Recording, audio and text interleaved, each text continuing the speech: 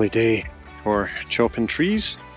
So this is actually started off as a fence repair, but what we're actually doing is felling a tree which is trying to kill the fence. Obviously it was planted right beside the fence when the house was new, and here we are 20 years later and the tree is growing and has burst the fence panel.